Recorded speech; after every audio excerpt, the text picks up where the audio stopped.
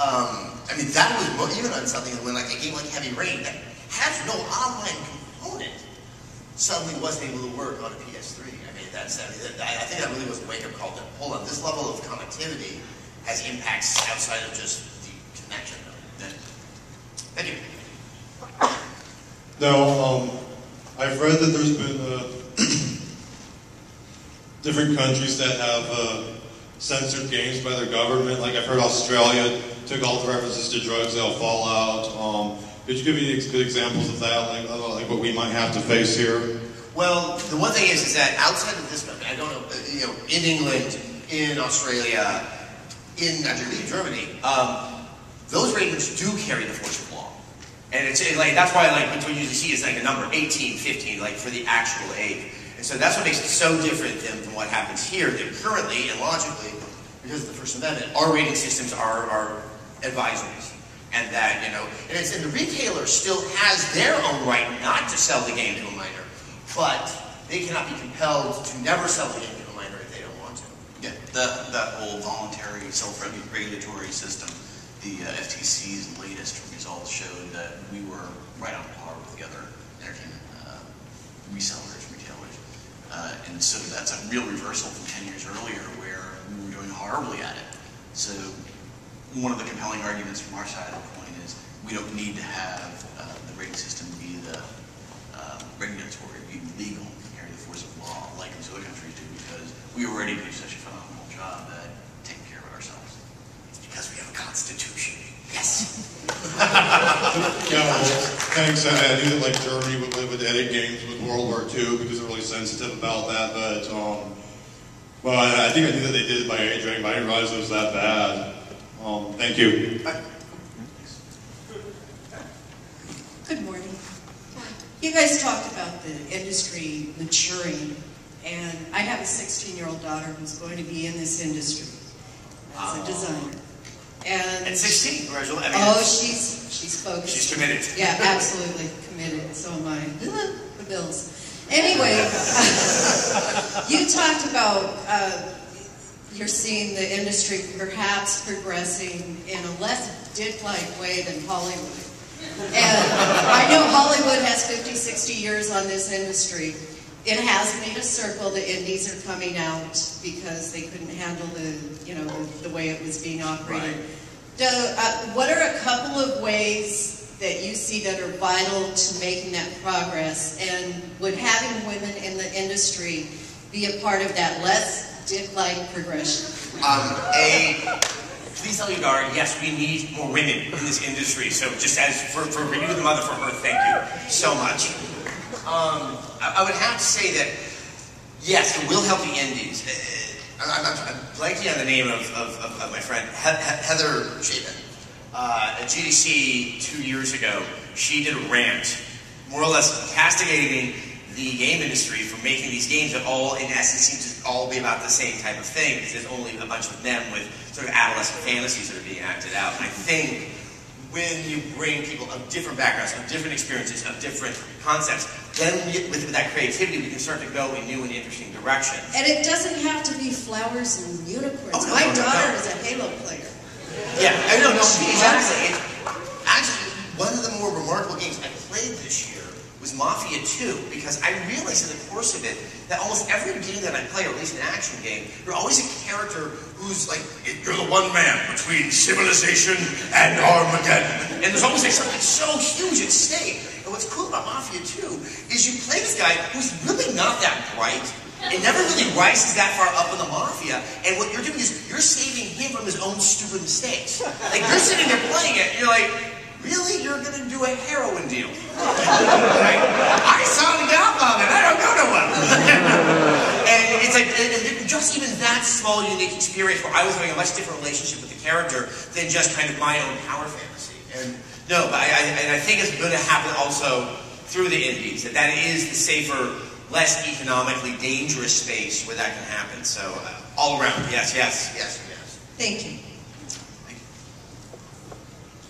More of a mindset when it comes to downloadable content. What are the publishers' opinions when it comes to longevity of their games? Let's say, for instance, 20 years from now, I want to play a particular game. pre-64-bit, so you can either purchase the old game, the old console, good to go, they're all refined, or get the emulator. Old PC games, you can download them with updates from like goodoldgames.com.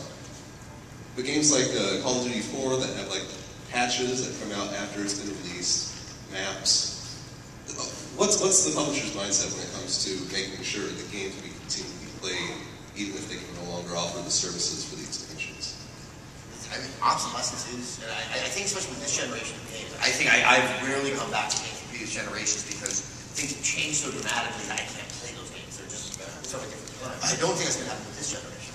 I don't know. I mean, I like your optimism. You know, again, I would go back to the iPhone and iPad because there's downloadable patches and updates and stuff that happen all the time, and they're little tweaks to the game. So maybe the developers doing stuff that'll fix bugs, but they're also adding more quality to the game. So it makes you want to continue playing it. I would love to see like Mario Kart, the next version, come out with all of the versions of previous Mario Karts enhanced, so that they were all playable in one game. If that's And you play with a GameCube controller. Just gonna say it. Just gonna say it. I gotta go in 6.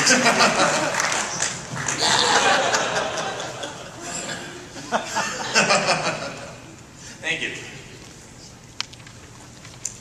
Hello, I was just wondering for more fuel for your argument in terms of the Supreme Court case. Have you looked at, they claim that video games are a different medium, they have surpassed books, music, movies, but have you looked at movies like, say, James Cameron, Avatar, or afterwards, there were people that recorded silent depression, and they wanted to commit suicide because they knew this fantasy world didn't exist. I personally don't know of too many articles that actually state that same kind of respect in terms of the video industry. And is that something that you could perhaps use for your arsenal? Yeah, was this Avatar thing real though? It was the most absurd story I ever saw. I just hadn't believed it was a hoax. You're saying that it was overwhelming. It was just because there was a bunch of people online who wanted people to believe they believed it that much. That's what. Yeah, I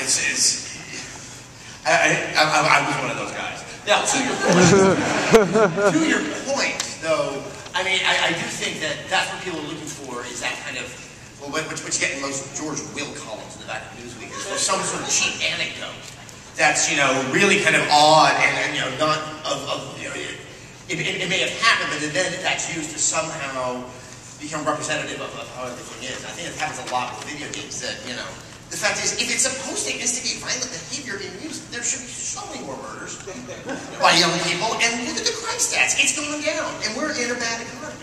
So I see your point, but just you shouldn't even think about it. To address the last part of the question about whether it could be used in the amicus brief, I can't answer that part. So you have to wait a couple of weeks until it's out there. And we'll put it out ourselves to all our members on our different websites. The specifics about what go into any of the you really don't want to say before they're submitted because it really weaponizes your opponents. And they know in advance and they have time. You're kind of showing them the playbook. They are wrong. All right, I'm so sorry, but I think you have to take this as the last question. We'd be a little bit long on the answer because there's more than prior. I think about a week or two ago, one of the higher-ups in the THQ company made a pretty bold statement about his feelings on the used game industry, how he felt like developers, which is in his case probably publishers, are kind of cheated when used games are bought and sold from retailers like GameStop, and how Best Buy is getting into it and stuff like that. And I guess I just want to know what your guys' feelings were about that. What do you think? Is it really a low grade of piracy, or are developers really getting cheated? I'm of two minds. Yes, I do think that there is money that they're not seeing from those sales, or at the very least that there are games. I think one of the best examples is Dead Space. That so many people have played Dead Space. It's like, I think it might be close to double the number of copies sold because people were getting it used. It's a far more popular game than those sales have actually indicated. So right there, you can sort of see, EA was a little bit like, whoa, hold on, this new IP didn't sell. That's one of the ways I'm concerned. And the other side of me is, I would like to see people play as many games as they can to get a better sense of the breadth and scope of what is available out there. So I'm really of two minds about it. Where do you come from with where does the ECA stand? I'm really fortunate in that a lot of the public stances that the ECA takes just so happen to be passions of mine too. And one of them is used game sales. I feel like, stop the whining. Seriously. I mean, a lot of these guys who are really vocal about it are good personal friends of mine, so I've told them the same thing in probably not as nice terms. But I could be more eloquent if I tried. The genie's out of the bottle, though. It is kind of, I mean, look, and I remember this stuff when everyone, Garth Brooks got really upset at the music retailer Warehouse. He just discovered used game sales. And I'm like, man, what were you doing for the past 20 years? I mean, music sales. But I mean, there's no turning back. Yeah. And frankly, it presents a real opportunity for the industry. When you heard them a couple of years ago saying that we're recession-proof, what they meant, hopefully, was that there's lots of different price points at which consumers, gamers, continue to game. So even though the price went up by $10, they're still selling a lot, and the industry is still prospering because people like, I'm sure if I want to commit $60, maybe I'll rent it first, see if I like it, and then commit $60. Where that would have been a lost sale otherwise. Yeah, and it's at the end of the day, I would rather see people playing those games that really show, yeah, I don't want to commit the $60, but this game looks really interesting. But yes, thank you so much for the question. Thank you to everyone who came out here.